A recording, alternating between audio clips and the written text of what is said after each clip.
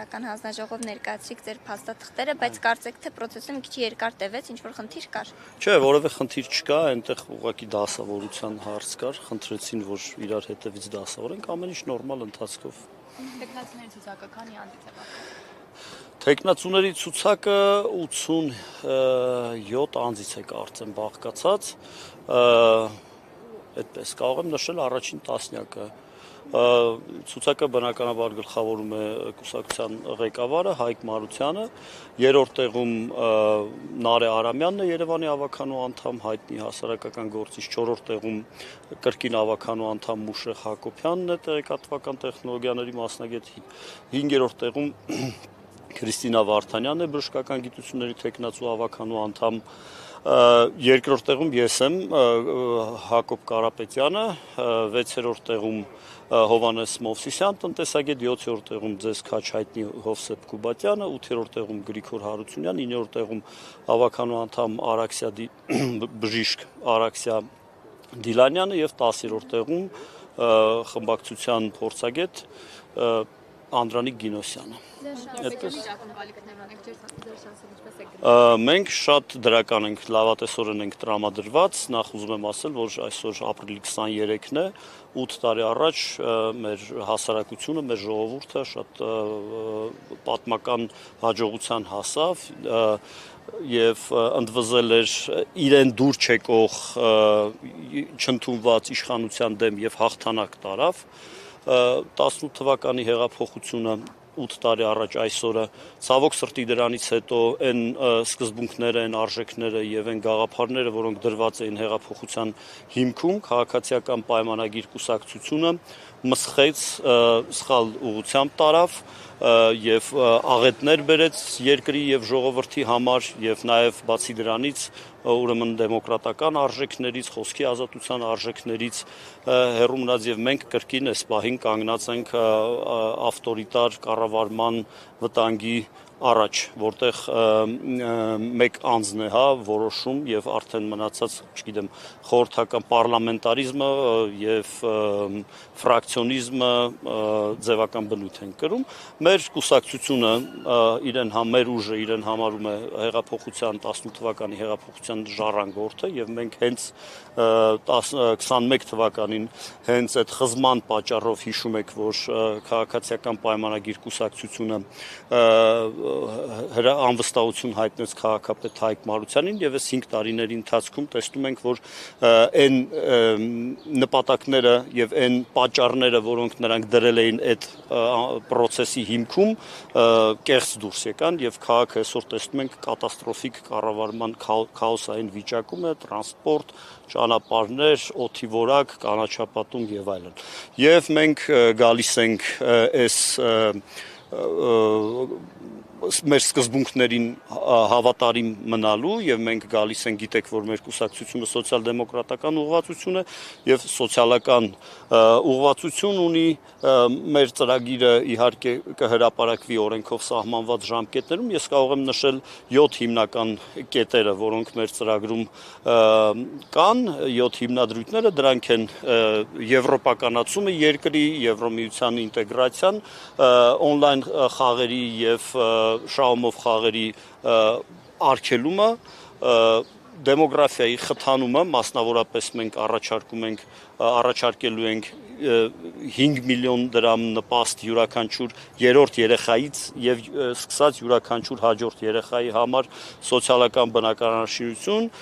հարկային արտոնություններ, մասնավորապես 5% շահութային հարկի վերադարձ,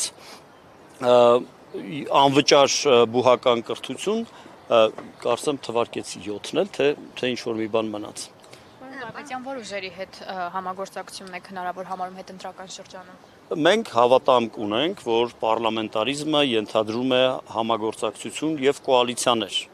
Եվ այդ կոալիցիաները պետք է ինքնանպատակ չեն եւ պետք է լինեն ծրագրերի շուրջ։ իհարկե բացառվում է քաղաքացիական պայմանագիր կուսակցության հետ համագործակցությունը, որտեղ իմաստ չունի մենք հենց ուրեմն քաղաքացիական պայմանագիր կուսակցությանը հեռացնելու օրակարգ ունենք եւ բացառում ենք Ռոբերտ Քոչարյանի ղեկավարած ուժի հետ համագործակցությունը, որտեղ ուրեմն անհամատեղելի մի շարք հանգամանքներ կան։ Իսկ մնացած բոլոր առանց անունները նշելու, մնացած բոլոր ուժերի հետ համագործակցությունը օրակարգի շուրջ բնականաբար մեր ծրագրային դրույթներին համահունչ չի կարելի բացառել։ Մարությանը նախորդ թիվի հարցինի պատասխան ասել էր, որ Կարապետյանի ուժի հետ գաղափարական տարաձայնություն ունեն։ Այո, շատ կտրուկ։ Ես չեմ ուզում մասնավորեցնել, չգիտեմ ինչու եք շեշտում հենց, ասում եմ, չգիտեմ քանի հոգի է գրանցվել, քանի կուսակցություն եւ կուսակցությունների դաշինք է գրանցվել, բայց ես ասեցի այն ուժերը, որոնք որ բացառվում են իրենց հետ համագործակցությունը։ Մնացած կոնֆիգուրացիաները Քննարկում ինչ-որ եղել է դրանից հետո։ Ընդհանրապես որևէ կոնտակտ չի եղել։ Կարապետյան, դուք զղջում եք հեղափոխություն անելու համար։ Ես արդեն մեր դիրքորոշումը հեղափոխության հետ կապված ներկայացրեցի։ Կարծում եք ձեզ կհաջողվի այս իշխանություններին հեռացնել։ Մենք դրա համար ենք մտնում ընտրապայքարի մեջ եւ եթե այդպիսի համոզմունք չունենայինք, բնականաբար ավելորդ էներգիա եւ այլ ռեսուրսներ չէինք ծախսի։ Կարապետյան, դուք բացառեցիք Նիկոլ Փաշինյանի եւ Ռոբերտ Քոչարյանի հետ համագործակցություն, եթե ձեր ձայնից կախված լինի, թե ով կհաղթի, ամեն դեպքում որ ուժին կընտրեք։ Ես կարծում եմ այն հիմնական սկզբունքը, որի մասին ես արդեն խոսեցի, դա անփոփոխ է լինելու, իսկ մնացած որևէ կոնֆիգուրացիայի պարագայում մենք արդեն գետնի վրա ունենալով այդ արդյունքը որոշում կկայացնենք։ Պարոն Կարապետյան, հերակա բանավեճ է ծավալվել ԱԺ նախագահի եւ Հայկ Մարությանի միջև, ինչպես կգնահատեք այդ խոսույթը, որ կա երկու ստեկ, թե Մարությանի կողմից, թե Ալեն Սիմոնյանի կողմից, հարցազրույցներում հիմա Telegram ալիքում է Ալեն Սիմոնյանը ինչ-որ վիդեոներ տեղադրում, Մարությանի մասին գրառումներ անում։ Շատ լավ,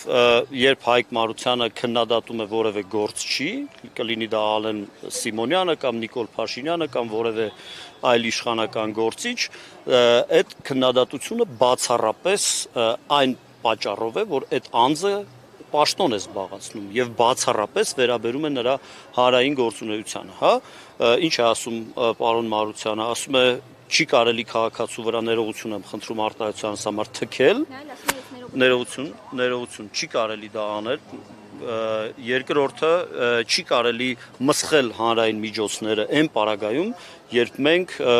մի շարք երբ այս երկիրը բազմաթիվ տնտեսական խնդիրներ ունի, հա, եւ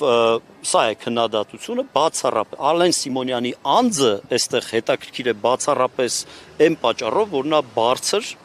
պետական պաշտոն է զբաղեցնում։ Իսկ Ալեն Սիմոնյանի ասածների հետ կապված ներողություն թույլ տվեք չմեկնաբանեմ, որովհետև դրանք զուտ բամբասանքներ են, իսկ բամբասանքները ես կարծում եմ, որ մեկնաբանության արժանի չեն։ Պարոն Կարապետյան, ձեր ծրագրում Արցախի վերադարձի հետ կապված որևիցե կետ ունեք եւ որն է այդ կետը, ինչպես եք պատկերացնում Արցախ վերադարձը։ Արցախ ներողություն դուք նախ ասացիք Արցախի վերադարձ եւ ասացիք Արցախ վերադարձ։ Տեսեք, երբ նոր ուժ ռեֆորմիստական կուսակցությունը ստանձնի իշխանությունը, հա, այն ժամանակ մենք կծանոթանանք բանակցային փաստաթղթերին այն ամբողջ խորությամբ, որոնք որ հասանելի չեն հանրային առումով, եւ այդ ժամանակ ձեր հարցին ավելի ընդգրկուն, համընդգրկուն պատասխան կտրվի։ Այս պահի դրությամբ դուք հավանաբար տեղյակ եք, որ մեր կուսակցությունը արձագանքելով Վաշինգտոնյան համաձայնագրերին նշել է, որ դա եղած պայմաններում առավելագույնս հնարավոր, այսինքն այն աղետներից հետո ինչ քաղաքացիական պայմանագիր կուսակցության կառավարման ընթացքում են աղետները, որ եղել են մեր ժողովրդի եւ մեր երկրի հետ, այդքանից հետո Վաշինգտոնյան համաձայնագրերը այն մաքսիմալ հնարավորն են, որ կարելի է ստանալ բանակցային process-ում եւ դա էլ նաեւ մեծապես շնորհիվ արևմտյան գործընկերների աջակցության։